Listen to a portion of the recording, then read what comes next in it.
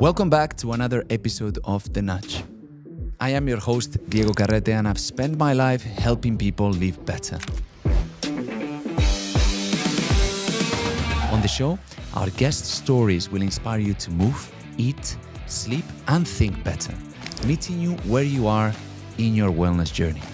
Now, be sure to click that subscribe button so when a new episode goes live, you'll be the first one to know.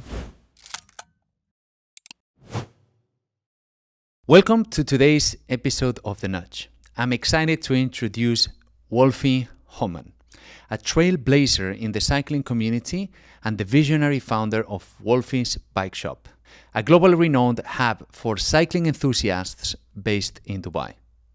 Wolfi's journey is nothing short of inspiring. From starting a small shop in 2002, he's grown it into a leading destination for athletes and cycling lovers alike. But Wolfi isn't just about business success. He's an advocate for active lifestyles, personal health, and the life-changing power of sports. His passion for cycling has led him to build a community that fosters fitness, well-being, and shared purpose. In today's episode, we'll dive into Wolfi's approach to wellness, the mindset behind his business growth, and how he integrates his personal love for cycling with his professional mission. Wolfi, welcome to The Nudge. Thank you for making the time, even though we are just next door to each other still. I appreciate you coming over. No, thank you. I love the idea about The Nudge, and I love the logo. I love the whole purpose of the show. I think it's great to give people that kick they need to start, and hopefully to start a better lifestyle and a healthier lifestyle. It's good. And you're the right person to inspire us doing this. Before we start, we were talking outside, and you made me feel so good and so bad at the same time, because I thought to myself, I should be doing that. You came here 30 years later, or 30, how long have you been? Yeah, 35. Since I'm 16, Wolfi is part of my life as the bicycle business and getting people into the sports. And you came here with the shirt, repping your brand, and I don't know, it's like almost like you were embodying your brand from head to toe. And I got inspired, and at the same time I thought to myself, you're slacking, you should be doing the same. Why are you not doing that? Then all this negative self-talk started, like, okay, let's focus with Wolfi. But I'm inspired already. So thank you. So I give you the nudge. You gave me the nudge that I needed. Very good. Totally. You know, it is interesting that obviously associating your work and your brand with your name is quite something. Yeah. And I think if you do that, you have to be aware that this will always reflect on everything you do, and I think it's good, and it holds me always accountable. So every time I feel, and I speak to my team and I say, guys, this is my name. And I think when we go all the way back and as humans, and we have our name and we have our integrity and how people then see us, I think our name is a high value. At least for me, it's a very, very high value. So if my name is associated to anything I'm doing, it means a lot to me, and I'm very sensitive about this, and so everything we do within Wolfi's, everything associated to what we're doing is always a very, very personal thing. And I have a nice story about this. When our daughter was born, and that's now 26 years ago, I was listening to German television, and when she had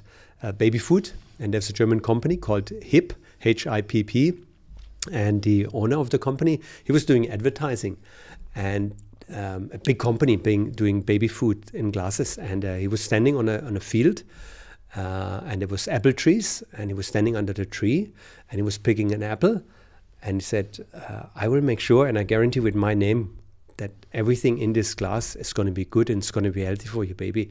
And I'm still getting goosebumps, because you know, we had just a newborn baby, and he said, listen, I make sure that your baby is okay, you will never have any issues with the food. And I said, oh my God, that is a big statement. Yeah, he has a multi-million-dollar company and millions of glasses every day. But he said, I guarantee with my name, Klaus Hipp, I don't forget that. Yeah, and that was always an inspiration for me to say, hey, Wolfi's is me, and Wolfi's the brand, and Wolfgang Hohmann as the person is completely one. I think this is brilliant, and I can see how marketing and branding has not changed so much after all, in a sense, because everything starts with trust. And people buy people, they don't buy businesses. So when you are able to leverage that trust like you've done, I think that's ideal. In a way that people maybe, I see sometimes the drawback of getting yourself outside of the brand so you can then increase the market value, sell whatever. But in your case, Wolfi's is, we know it's yours, but people might not know it, but they still trust it. I don't know. It's a good ecosystem that you have going on. And I'm interested about how you started. And I think I already know a fair bit. You came here in 2002. Yes, correct. Walk us through that journey very briefly before I dive into... Very good, yeah. When my journey started in cycling was when I was 16, and it's 1986, and I started to work in hospitality, and we started to rent bikes to our hotel guests. And then I saw what happened with the people when they're riding bikes, and I really liked it. And I asked my hotel director at the time, said, hey, can I take a bike and can I sell it in the garage of my brother? And it was always a side hustle next to my work in hospitality. I have an apprenticeship as a chef. I worked in hospitals. I worked in sports gyms at the time.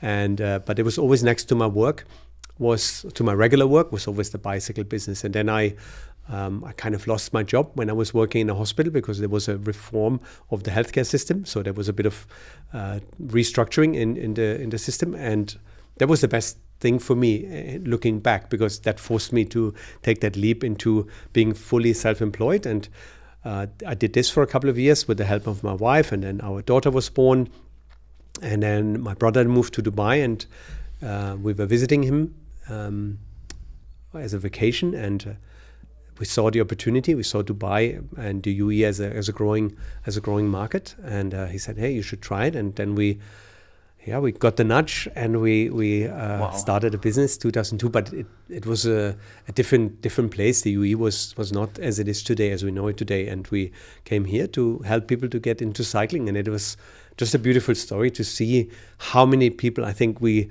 kind of got into the sport, and we really changed life. And that's maybe today the big motivation for me to go to work every day, to reach people, to motivate people, to see people. I was out there this morning riding the cycle track in Meydan, and always puts a smile on my face to see all the people riding their bikes. And I think some people know that we've been here for 22 years and have, with the help of the government, to create all these things. But it is a fantastic moment, and it's so nice to look back to 22 years and see there was a successful story we have created, not only for us, it's for the team and for all the people in the UAE. This is great, and I tell you why I think it's even greater. I see a direct association or a sort of common trend of successful people emerging from hardship. And we were discussing about our children, how personally I felt that I was overprotecting my kids in a way, and I didn't get the chance to go through the same safety or safe journey. How do you feel like these challenges, you losing your job, having to start from scratch, coming all the way here, these challenges molded you into the human that you are today? Absolutely, and it all helped. And interesting as well, maybe even before I lost my job, I was in school. I was quite an overweight child, and I remember the days when we were in sports class, and I got teased and you were maybe the last to be selected in a team, and today maybe we would say I was bullied for what I was at the time, but for some reason it changed my view, and maybe being 14, 15, I thought, no, I need to change this. I need to change my life. And it made me strong, because obviously that feeling of being challenged by others for how you look That's like. How you started biking? Yes. My brother was an inspiration. So my oldest brother was very sporty. And obviously then you go to the gym, and you get a bit self-aware about how you look like. And then you start going to the gym, you start going to cycle, and then you feel, it makes you feel better, you look better. And obviously you want to be just a better version of yourself. But this was something which was quite important. And then losing your job and all these challenges which we had to face, looking back, they all make you stronger. And it's just biology. I think in our system, it's always overload is needed to make you stronger physically, mentally. And if you don't have an overload, and it should be obviously a measured overload, Sure, yeah. And then, but sometimes it's you have this load, and then your body adapts, your mind adapts, your mindset adapts to all of this. And I think these challenges are important. And I'm in a position that we have a daughter, and I think sometimes being protective to my team, sometimes doing things for them and not setting them out for the challenge because you think, maybe it's a bit too much or not. I think it's finally not really helpful. Yeah, and I think sometimes it would have been, we want always the best I want the best for my team, I want the best for my family, I want the best for my daughter, and sometimes it's maybe not the best way. She's doing really well, so I don't want to say anything. She's studying, she's in the second time, she's very motivated, and so I think we have to see how the generation turns out. But I think in some sense we're not helping the generation by removing the challenges. And especially living in the UAE, we have a very well protected place here, and everything is at convenience. You can get food, you can get everything over the click of a button.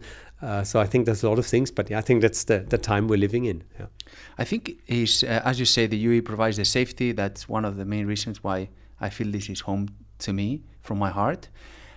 I also feel like a big part of this is personally my fault, and I take ownership of that because I overprotect, and even over the smallest things. Or maybe how is the parenting style of parents? I became some sort of helicopter parent, as I was saying, and it's all with the best intentions. Mm-hmm. How is the school? Did anything happen at school that I should be aware of? And if someone would say, or she would say, this person said this, or that food is yuck, or whatever, and I got so upset.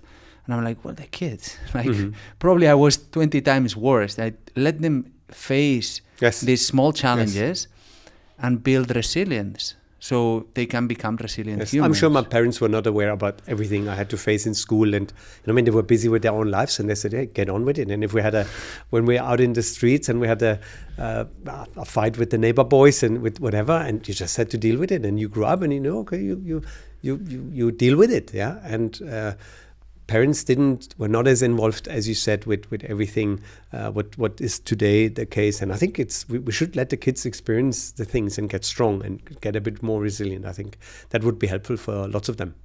So one of your motivations, Wolfi, what was the initial motivation, and how did those motivations shift as you were mentioning, as you became financially it stopped being the main thing, or one of the things now is purely you being pure, as you said. Yes. How those motivations transitioned and evolved? Obviously you go to phases in your life, and I'm now 53. I've been in UAE for 22 years. I've had my 20s to 30s to build my business in Germany.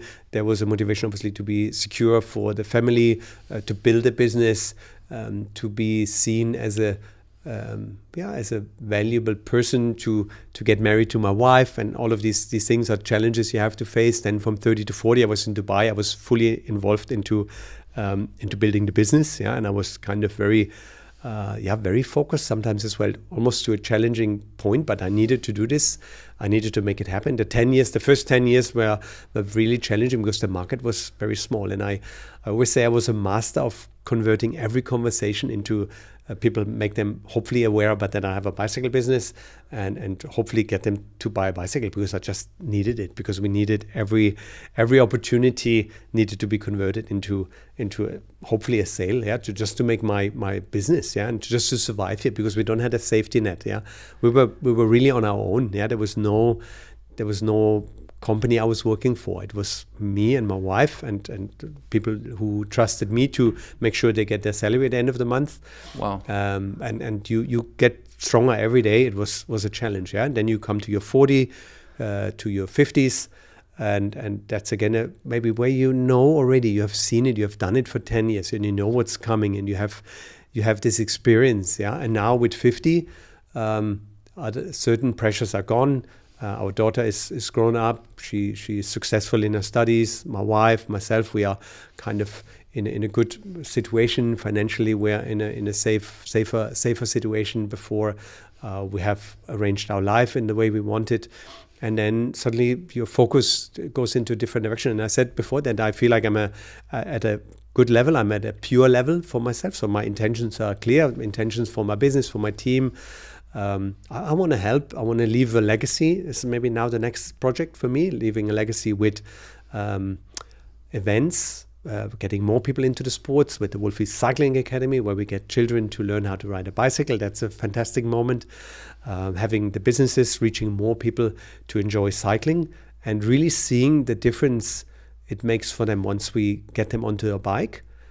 It changes their life. I had yesterday a conversation with a customer, just a quick WhatsApp, and he said, "Hey, I'm so happy that you're into cycling, because I remember the moment maybe a year ago when we got you the bike, and now you fully emerged into the cycling scene, and he's trying to get his wife into the sport now, and friends and everything." And I said, "Okay, that's perfect." I mean, it's really we have a campaign. We say, "Bring a friend" in Wolfi's, and that's kind of giving. Once you fall in love with cycling and you see all the benefits it gets you mentally and physically, then we say, hey, now it's time to give a nudge to another person and help another person to get into the sport. And that's something we do. And that's the motivation for me really at the moment to get to work, is to help my team to get better in what they do and get as a person, see them prosper in their life and career, and reach every day a customer, hopefully to inspire them to get into the sport. And through this journey, this is very interesting, and I appreciate the fact that your motivation has shifted or became, I see myself as an individual. When I started my business before Fab, I was very outcome driven in terms of, I have nothing, I need to make sales. Mm-hmm. Like, of course I want to help, of course I was a good person, and I still am, hopefully. But I needed to make things happen, right? And then when you get into a place where you build, I wouldn't say your wealth, that's a big word, but your safety net, you become more client-driven, at least myself, client-driven, where numbers don't matter that much. They still matter, but you can refine that focus. And for me, the journey has been way more fulfilling the moment where I don't have to look at the balance sheet as much. So I can totally relate with that. And I want to ask for advice or your experience in terms of, over these 35 years since you started, what would you have done differently? What your advice would be to the 16-year-old Wolfi? I think everything I did led to where I'm today, and all the challenges have been good and have been good teachers for me in my life. And in some way, I wouldn't. First of all, I can't change anything, and maybe my view is always forward.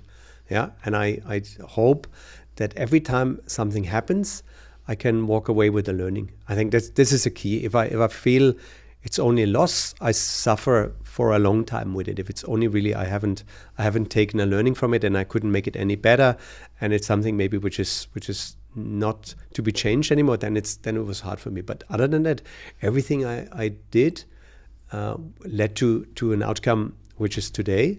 And so far, my life has been good, and I'm blessed as well that it is that way. But maybe it's as well the way how you frame everything in your life and how you look at things. And there have been very challenging times, and I can refer to to me growing up. Maybe my parents got divorced, and all of this was challenging. But then going to Dubai, and the first 10 years were challenging in many different aspects, but all good. I'm very comfortable for that. So I think you should be comfortable with where you are right now, have a high level of integrity, give your best. I think that's really something important. I think you really need to ask yourself. I wrote this actually on one of my bikes on the top tube. Ask yourself if you're really giving 100%. Is it really that you're fully committed? And when you're doing something, are you really fully immersed? And if not, ask yourself why I'm not immersed. And if it's not what you want to do, find a way that you can align with your purpose and with your mission and the vision you have for certain things, and really try to align this 100%. I feel it's more challenging nowadays because we provide our children with many plans, with many options, with plan B, C, D, E, and once you commit 100%, you most of the time sometimes know that There's no other way. Is it that I do it or I do it? I lost my job, I had Yes. a mortgage, and my wife had lost her job as well. So people ask me, how did you build your business from scratch? And I said, I had no plan B. Mm-hmm. It's either that or I leave the country. Mm-hmm. I default a mortgage. Like, I cannot. So now I see my daughter has many plans. Mm-hmm. My fault, probably. But how do you go about or went about not having a plan B, and how would you advise someone to eliminate, to just stick to one plan, to not get scattered, to no plan B approach? This is what I've learned from you. Mm-hmm. This is what I have, and this is what I stick to, and there's no plan B. How do you give 100% knowing that you may have alternatives?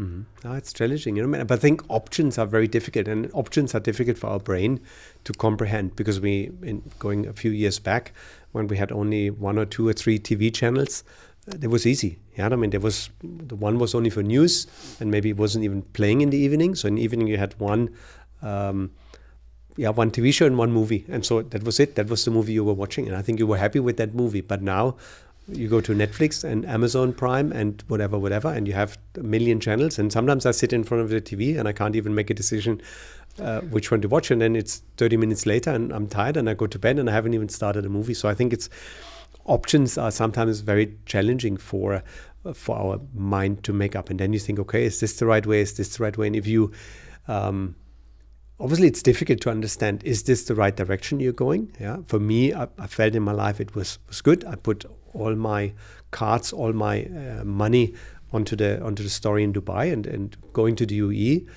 and I made my decision to do so, and luckily it worked out.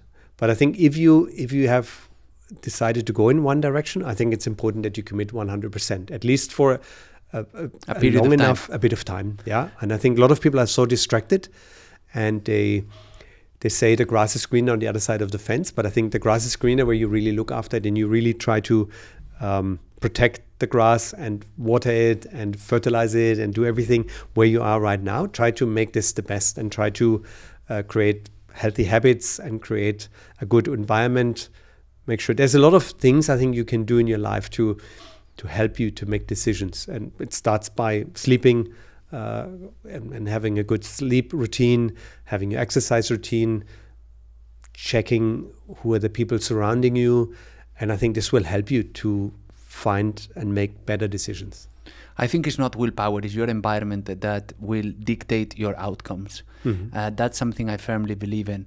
And the option thing is a challenging one, I think, because I see it all the time in our industry, the health, wellness, sports industry.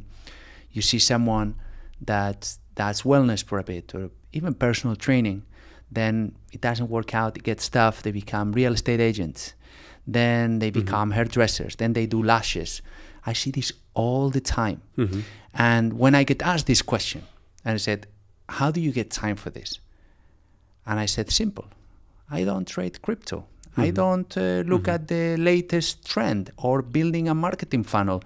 This is what I do. This is who I am. I'm in fully alignment between what I think, what I talk, and what I do. So you cannot go wrong. And I see that this availability of options doesn't let people try hard enough for long enough to actually discover what the true passion is. And that's a privilege for us because maybe we didn't have that choice. But today, same with health. You want to lose weight, you want to improve your cardiorespiratory fitness. I have the option of going for a run, becoming more active, or there is this latest technique or this surgery. There's options. And the path of least resistance is not always the best. It's true. Yeah, and I think we get confused with all the social media, with all the options available, and I think we see on Instagram they did this for 20 days and they look so much better, or they do this, and I think these options being presented to us, it's difficult. And then, as you said, people are not sticking for long enough and not committed enough, and being distracted quite a bit, and it's tough for the young generation, for this young community, because I think for some reason my brain, I grew up in Germany and it was there were not so many options, and I think I got used to a certain amount of options, and I'm trying to really reduce options for myself as well. Yeah, I deliberately have only certain channels I'm following on Instagram. I think my feed is different, and I'm really focused on my business, and that helps me a lot. And I'm blessed, and I'm grateful that I found my purpose and my mission with Wolfi's, and that this really aligns so well, and that the outcome, and it makes me feel so good. And I think it's nice, and I'm happy that it happened that way. Why do you believe it's tough for people to get focused or commit to a healthier lifestyle, commit 100% to something? In the health department, let's look at an active lifestyle, which is something that when I came back from holiday, I came down Shakeside Road, I was looking at the billboards, everything has changed in a month. Wellness, health. It's amazing to see this message everywhere. Why do you feel people struggle to make a change and make a change in their lifestyle? I think it's important you find your why. Yeah. And for me, one of the things is I want to run with my grandchildren. Yeah. And I want to have a healthy and a long life and a healthy life, because I worked so hard and I want to make the most out of it. And for me, it's really something where I want to be healthy for a long time, and I want to be hopefully a good grandfather, and I want to be enjoying my life for a long time. And I think that's one part of my motivation, and the other one, I want to inspire the generation. And I'm really outspoken about this, about being in a good physical health, and I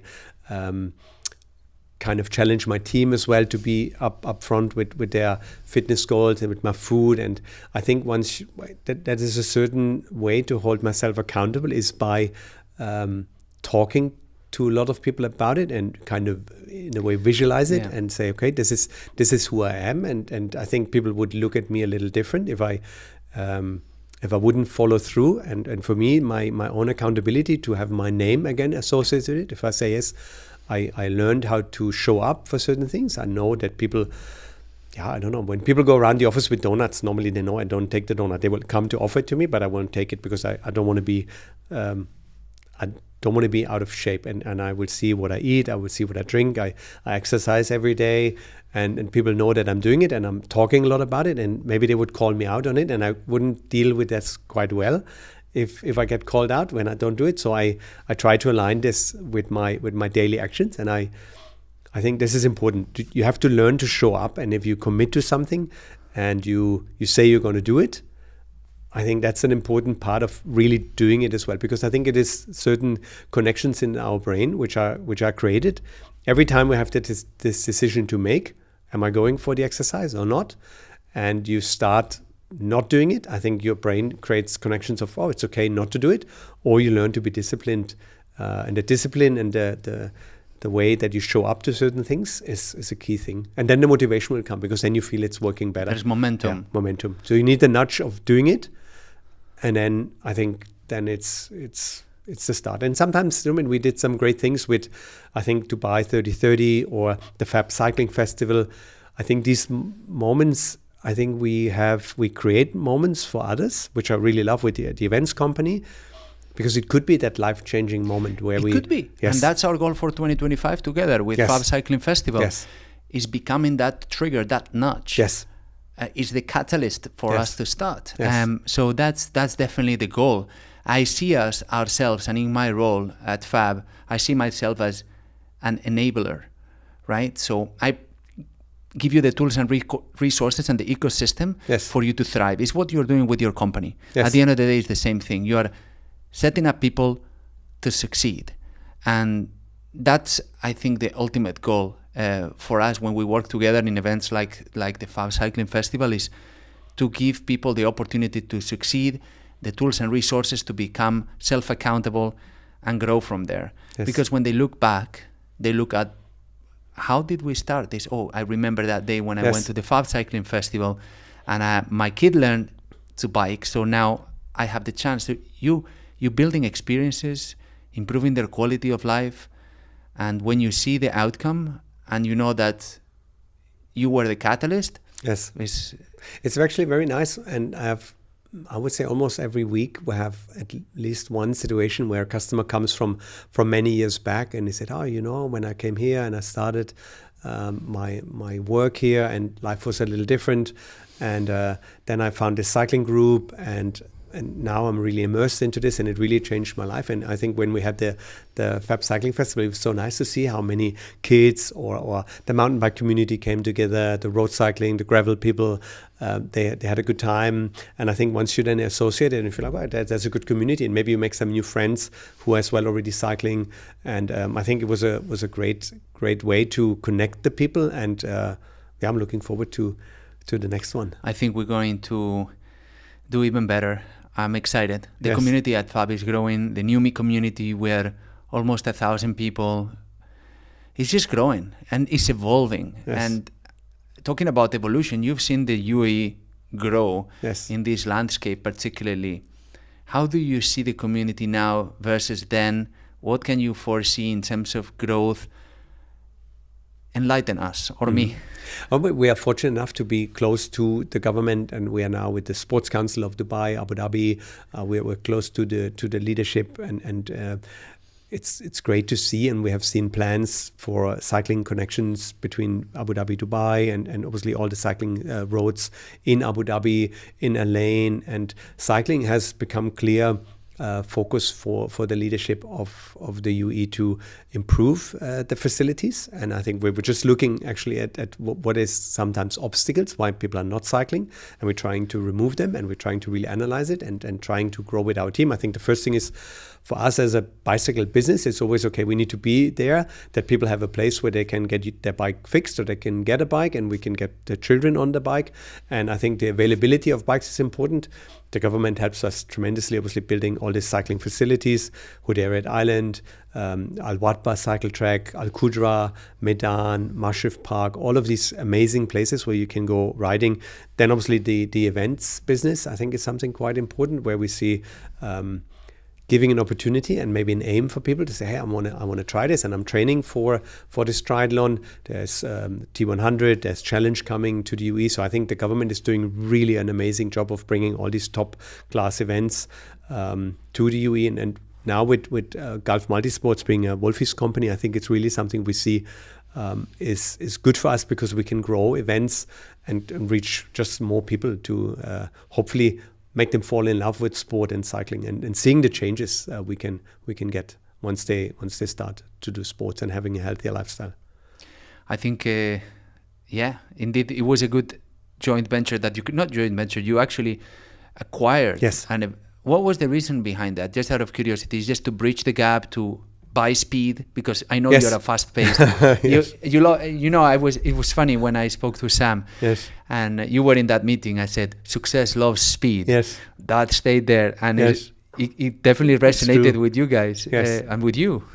First of all, obviously we worked with the team from Gulf Multisports and Steve for a few years, and we saw them, how they do their work and how committed they are. And this is a tough business. These guys sometimes are 24/7, set up locations at 2:00 in the morning, and then people are arriving at 6:00. And then we saw that maybe with our help we could grow and reach further, and obviously with the relation we have with the Abu Dhabi government and with the companies in Abu Dhabi, I think that was good to see. And the opportunity presented itself, and it took some time where we looked into it. And again, you think as a business, how can we grow and how can we have a legacy project as well, for me personally, to say, how can I reach more people? And as a retail business, you have a certain amount, but then you say, hey, here's a company who really deserves support and a good partnership. And one of the first events, again, was Fab Cycling Festival for us, under the new formation with Gulf Multisports, Wolfi's Fab. And it was just amazing. And from Friday, Saturday, Sunday, being every day at the event, cool. And seeing the kids, seeing all of the community getting together. And I, for sure, I had moments on this weekend where I said, okay, you know what, that was good. That was a good decision, and it's the right way forward. And seeing Abu Dhabi Marathon, seeing KU Challenge, seeing all these events we are involved or are helping and partnering, Tri-Yas.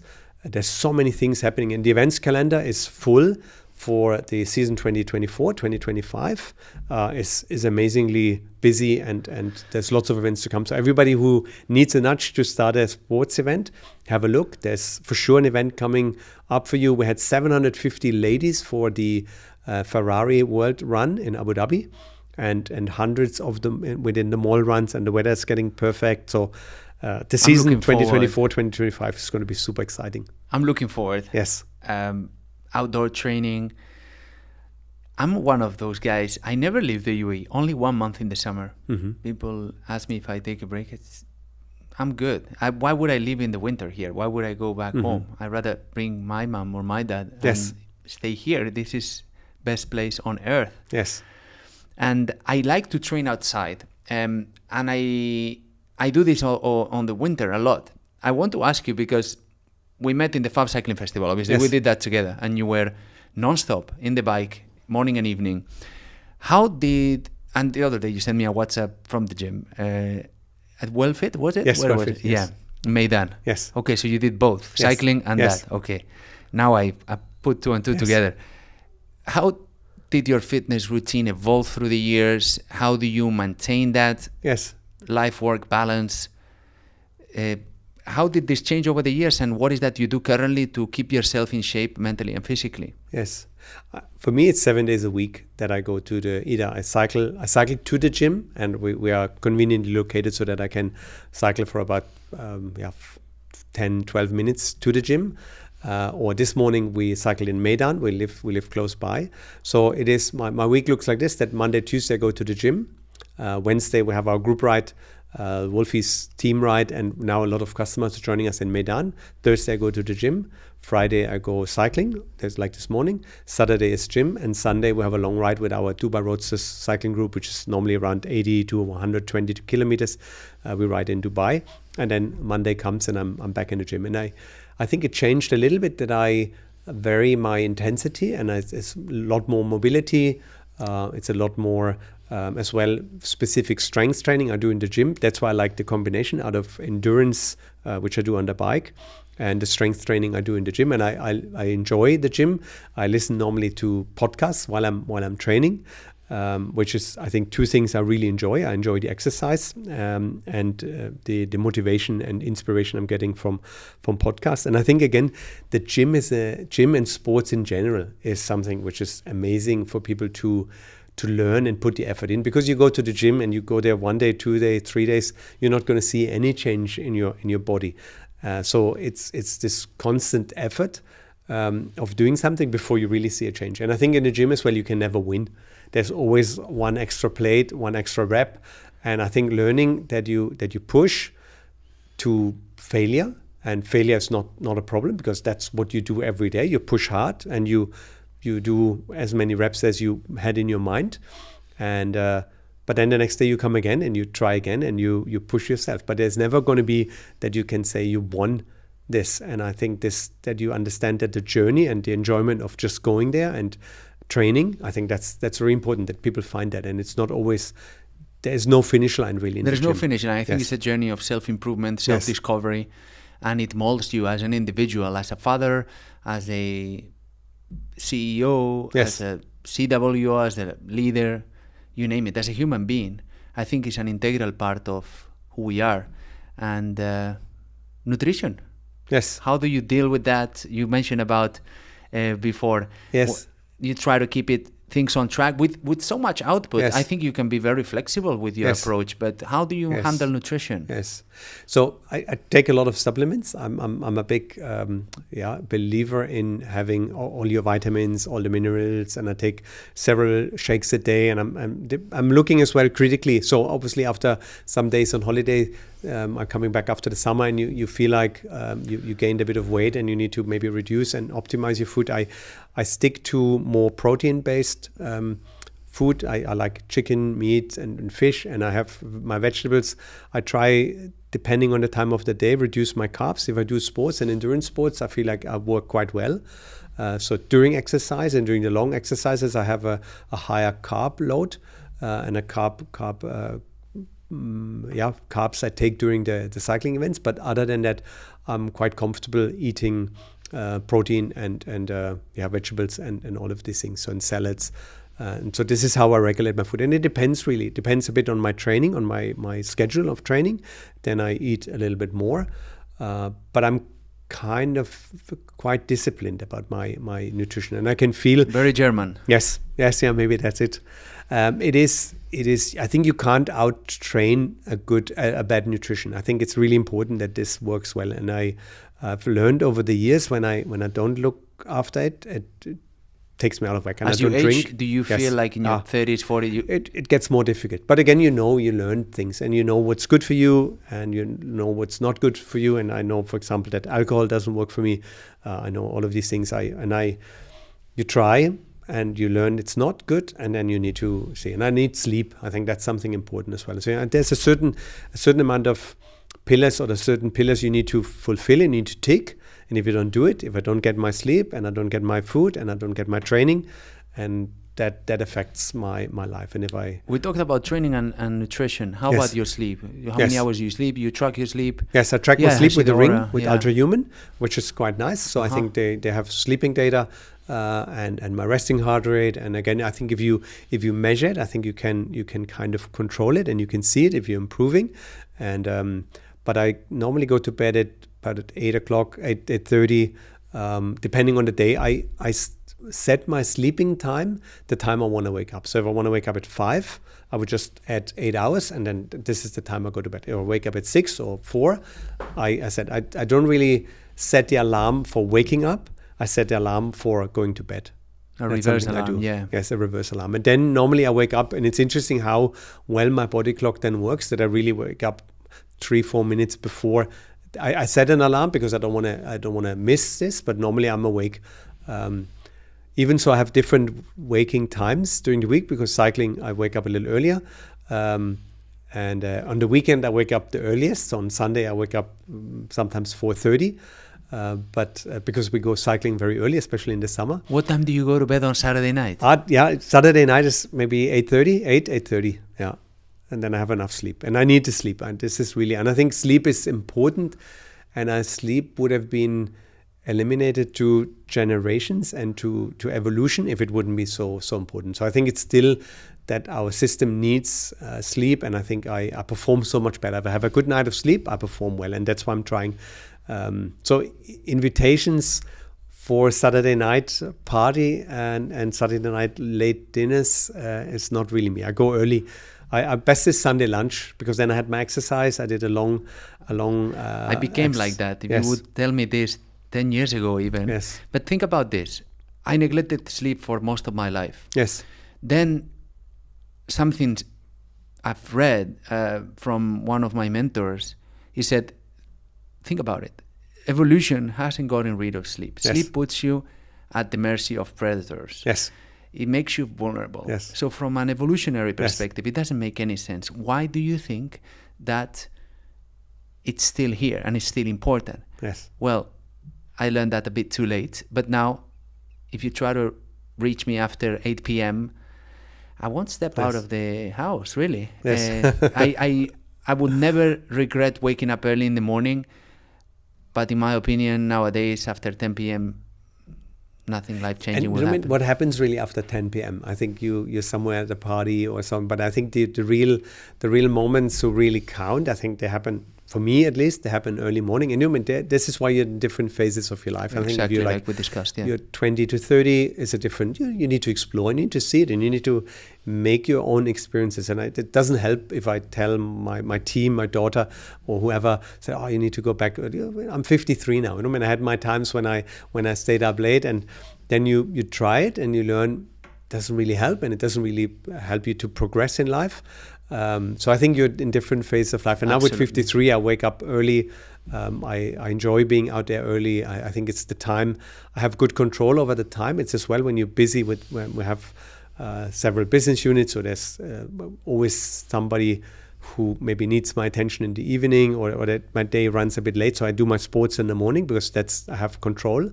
If I want to do an extra hour of training, I just wake up 1 hour early and I have my things organized. And normally this is the time I have most control over my day. And then once I've done this, I can ease into my day and my day kind of goes towards the end, and I kind of then reduce. I don't normally train in the evening because then I can, again, if my metabolism is up, I would train at 5 or 6, and I want to go to bed at 8, and I try to eat as well early. Yeah, so normally when people invite us for dinner, I say, okay, 6:30, and I don't like 8, 9 o'clock dinners. It's just then you sound like me. You're a nightmare to hang out with. Yes. Wow. Well, Wolfi, one last question before we go into this. What excites you the most about the cycling ecosystem in the UAE? What would you like to see, and your legacy? Mm-hmm. Where are you headed on that front? You know, it was interesting. This year I was in Italy for the Tour de France, which started for the first couple of days in Italy and started the event. And Tadej Pogačar just had won the Giro d'Italia, then came back as well, won the Tour de France. And then seeing the team performing on such a high level, and seeing the UAE on the jersey, and seeing all of this is fantastic. Then I went to Paris to the Olympics, and going into the Olympic House of the UAE, which was an amazing presentation of the culture and values of the UAE. And I walked in, and I was greeted by a local lady and a local Emirati gentleman, and they gave us the Arabic coffee, and we walked in, and then there was a display of the Arabic culture, and it was the dhow, it was the palm tree, it was the camel, and there was a mountain, and there was a bicycle. And I had this moment, and I thought, you know what, this is fantastic that the bicycle has become a part of the UAE culture. And then we walked further in, we saw displays of a video display of Safia, who participated as a female representative in the UAE in the Olympic road cycling race. We saw His Highness Sheikh Ahmed, who won the gold medal in Athens for the UAE. And then there was an immersive experience about the sports, falconry, dhow racing, and cycling. And it was just such an amazing experience that this is really now part of the cycling culture. And that I think the UAE is so well presented with the ladies team ADQ and with the team UAE Emirates around the world. And it's interesting how people now sometimes even don't associate it, and I say, hey, this is the team UAE, you know, it's Tadej Pogačar, it's the UAE, and then they make this connection, and you really see how enlightened this is for them to say, oh, that's fantastic. And we see Bahrain Victorious is a team, Saudi Arabia has with Al Ola have a cycling team. Seeing the cycle tracks growing, seeing what happens in Hudayriyat with the velodrome coming, all of these things are just amazing. You know, and I'm so excited for what's to come, and I think everybody who's into the sport should be excited what's to come. And I see a good future because the government and the leadership is so wise, and they enjoy cycling themselves, which I think is the best way. Yeah, that. I had the pleasure to ride with His Highness Sheikh Mohammed bin Zayed, and we rode on the Formula One track, and a great experience, and again shows the leadership to motivate his people who follow him to do sports, and seeing all this is fantastic. So I'm really, really excited, and I'm so grateful as well every day that I could be part of that story and then be a small piece in the development of the sport. And again, seeing people like this morning on the cycle track and seeing them enjoying themselves, having a coffee afterwards, having a good time, improving lives. It's fantastic. You played a big role in the first event that we've created, cycling-wise at FAB, and for myself as a chief wellness officer. So for me, you definitely made a big impact as well, and you keep doing, and inshallah we will keep doing this in 2025 and beyond. So yes, thank you for being here. And and thanks for FAB as well. I think it's nice to see that a bank really understands how important this is, and that it's obviously there's a certain element of wealth creation, but as well it's the physical and mental health as well. And I think understanding this as a partner and reaching out and doing all these activations you do, I think it's fantastic. And doing the podcast and doing the New Me and FAB Cycling Festival, I think it's great. And the leadership of the bank did a great job, and I'm really happy that we can work together on this project and create legacy for the seasons to come. And we had these discussions when we discussed about the events. Yeah, this is legacy. This is not only one event. It's going to be a series of events. I think it's going to be hopefully getting children and other people into the sport. And maybe we're not going to see how much of an impact we're going to have in maybe 30, 40, 50 years while I'm maybe already gone.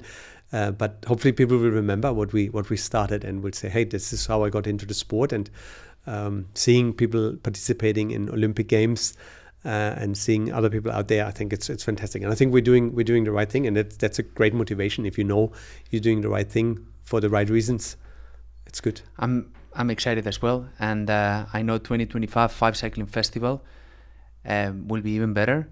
And my goal is that towards 2030 and beyond, hopefully I'm still there at FAB, leading wellness, and we could say that we have ignited something that has changed so many people's lives. Definitely. Let's do this. Let's do it. Thank you. Thank you, Wolfi. Thank you. Thanks for having me. Absolutely.